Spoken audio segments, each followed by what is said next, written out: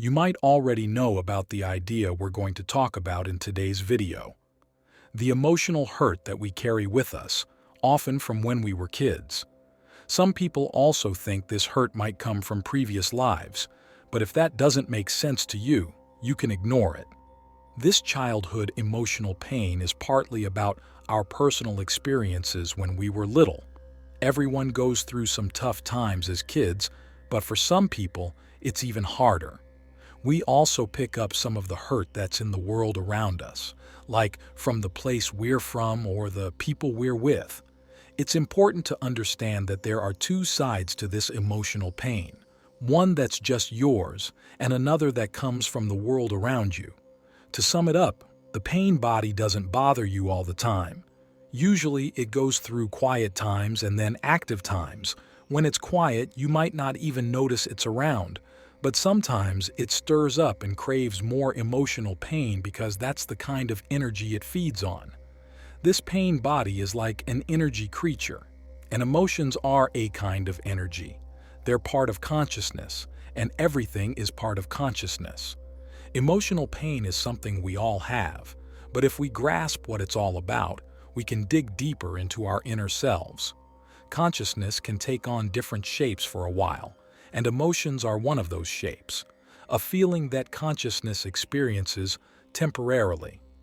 The emotional pain from your childhood sometimes leaves behind bits of that emotion. It doesn't entirely go away. So, when you become a young adult, like 18 or 20 years old, you're carrying this bundle of emotional pain, which some people find quite heavy, while others don't feel it as much. The pain body has this urge to feed on emotional pain from time to time. In simpler terms, it wants to feel bad and mainly does this in two ways. One is creating conflicts with people close to you, which makes the negativity bounce back, and you get caught up in relationship troubles. The pain body loves to do this in intimate relationships, where it can thrive. It's like a clever little creature with its own tricks, almost like a mischievous elf that knows exactly how to push your partner's buttons to start drama, and it usually succeeds. When you touch those sensitive spots, you awaken the pain body in the other person, and it joins the drama too. When the pain body is active, you might not even want to escape from it. If someone were to ask if you'd rather stay in the drama or be free, you'd probably react strongly because it's not really you talking. It's the pain body speaking through you. You might say something like, "Just leave me alone, this is important. I don't want to hear your thoughts on this pain body stuff." The pain body doesn't like being recognized because that means the light of consciousness is exposing it. But what if you're not in an intimate relationship? Well, the pain body has a sneaky way to feed itself. When it's hungry for negativity, it takes control of your thoughts. Every thought becomes negative, whether it's about yourself, other people, life in general, or even politics. It's all about pessimistic thinking. Thoughts aren't just random. They have a craving for negativity. Whether they say things like, "My life is awful," "That person is horrible," or "This is just the worst," it doesn't matter if they sound angry, self-pitying, whining, or loud. It's a never-ending loop of negative thinking, and that's like a buffet for the pain body because thoughts are also a type of energy, a brief shape that consciousness takes. It's important to grasp how the pain body controls your mind and keeps itself going. Each thought is like a tiny energy packet, and the pain body gobbles them up, especially the negative ones. It adores your gloomy thoughts because the darker they are, the more powerful it becomes. But eventually, it gets full, like when you've had a big meal and can't eat anymore. That's when it goes back to sleep. In relationships, you can have moments of reconciliation and suddenly everything seems fine again, like both of you have woken up from a strange bad dream. But the weird part is that this nightmare comes back from time to time. It might be every 2 weeks, 3 weeks, or even once a week, and it's hard to predict. It could even be once a month or every 3 months. It varies a lot. However, it keeps returning until you begin to realize what's happening. When you recognize it for what it is, consciousness can't slip in anymore. It can't directly manipulate your mind to start the cycle again, because you see it for what it truly is. You can say, "I recognize it, I can sense that emotional pain," and when it attempts to stir up new conflicts in the relationship or in your partner, you're not entirely under its control. You can see clearly that there's a dark energy taking over. The first time you notice this can be uncomfortable because it's the first time you see the pain body in your partner. For many, this is when they start questioning if they've made the right choice in a partner. However, it's essential to remember that understanding the pain, body's cycle, and its impact on relationships is a crucial step toward gaining inner wisdom and finding peace. The pain body has another interesting side to it. It's a vibrational entity.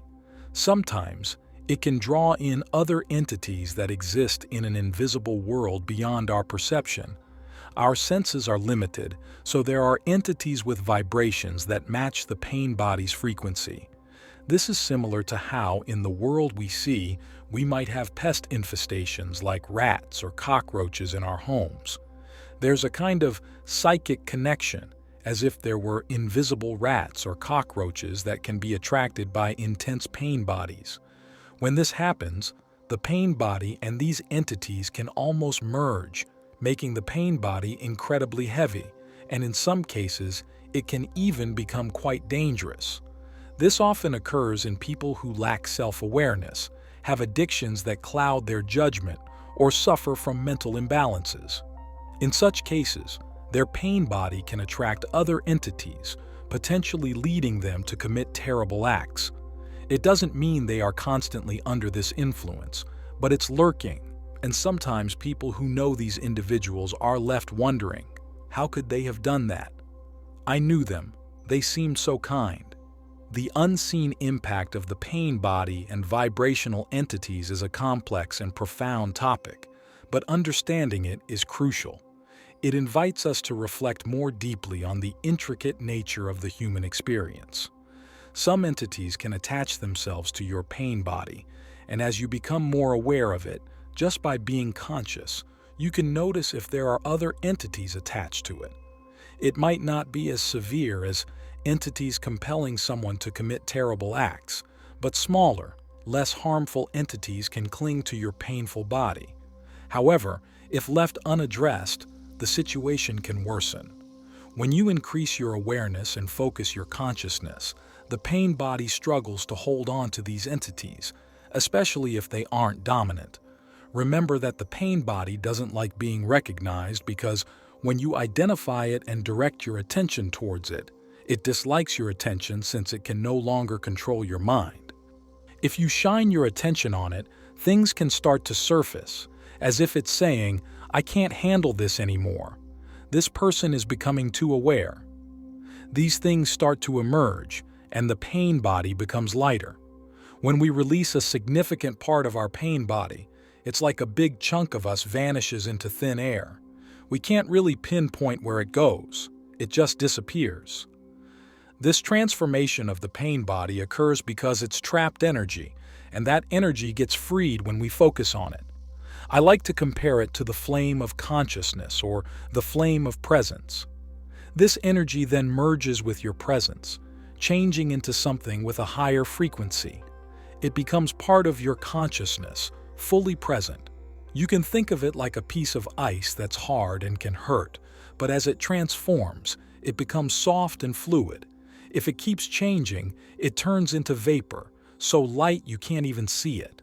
This is similar to how consciousness manifests in various forms, from completely dormant or nearly dormant inanimate matter to progressively more aware forms in different life, like plants, animals, humans, and awakened humans. All you need to do is remain aware of it, especially when it appears or when it's affecting your relationships. Reflect on whether it's still controlling your mind. Be aware so that emotions don't take over your thoughts and lead to negativity. When this happens, understand what's going on and remember that it's your pain body reveling in your negativity. Recognizing this is a wonderful step. In this way, we can say that transforming the pain body into conscious presence is a crucial path to finding inner peace. Every time we recognize and transform this heavy energy into conscious presence, we take significant steps in our spiritual journey. The inner flame of consciousness dissolves the bonds of the past and leads us to a place of clarity and peace. When we choose consciousness over unconsciousness, we align with our true spiritual essence.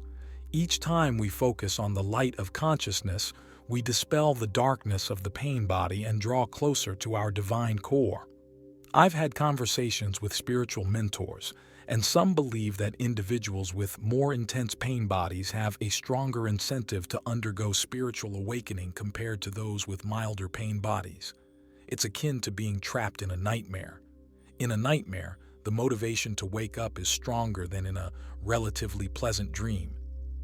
The nightmare might be far from pleasant, but it motivates us to wake up, especially when we're facing something scary. I believe that even the most intense pain body can serve as the catalyst that propels us toward enlightenment, because it's in our darkest moments that we often find the motivation to ignite the light of consciousness. Thank you for joining me on this journey. If this message resonates with you, please consider liking and subscribing to our channel. Sharing this video with others can help them too, and leaving a comment to share your thoughts, reflections, and experiences would be greatly appreciated. Thank you once again for watching and joining me. Take care, and we look forward to seeing you again soon.